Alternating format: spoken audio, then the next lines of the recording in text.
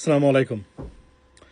অনেকদিন পরে সরকারের দায়িত্বশীল বা সরকারের পার্ট বা থেকে একজন ব্যক্তি এমন কিছু কথা বলেছেন যে কথাগুলা আমরা আসলে এক্সপেক্ট করি, আমরা মনে করি এভাবেই বলা উচিত।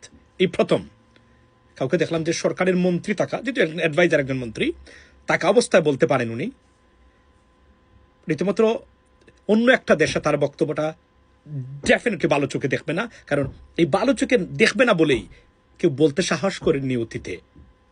ভবিষ্যতে বলবেন কিনা জানি না, তবে একজন বলেছেন, উনি হচ্ছেন শেখ বশির উদ্দিন, উপদেষ্টা বাণিজ্য মন্ত্রণালয়ের। উনি বলছেন, ট্যাঙ্ক বানান, বন্দুক বানান, কামান বানান, দেশ শক্তিশালী করুন, ডিফেন্স শক্তিশালী করুন, যেন কেউ চোখ রাঙ্গানোর সাহস না পায়। সেনাবাহিনীর তৈরি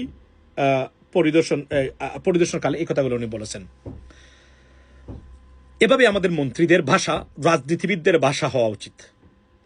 পলিটিক্যালি কারেক্টনেস মেনটেন করে থুতুমুতু করে লাভ নেই। সাহসী স্পষ্টবাদী দেশের জন্য দেশপ্রেমিক হিসাবে এভাবে চোখ রাঙ্গিয়ে কথা বলা দরকার।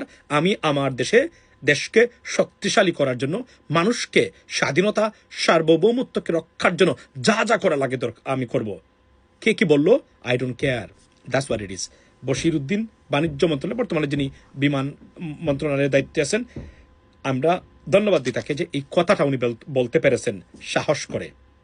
এই জন্য অসংখ্য ধন্যবাদ, কারণ এভাবেই বলতে হবে। এবং আপনারা জানেন যে সমকাল পত্রিকা একটা রিপোর্ট দিয়েছে গতকালকে, এক্সেলেন্ট রিপোর্ট। বাংলাদেশের আকাশ, হেডলাইন হচ্ছে আকাশ শক্তিশালী হচ্ছে বাংলাদেশের আকাশ প্রতিরক্ষা ব্যবস্থা।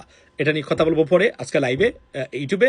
তবে এখন এই বক্তব্যটা খুবই পছন্দ হয়েছে আমার। আপনাদের পছন্দ না হওয়ার কোনো কারণ নেই। Let's share it. Thank you. আসসালামু আলাইকুম।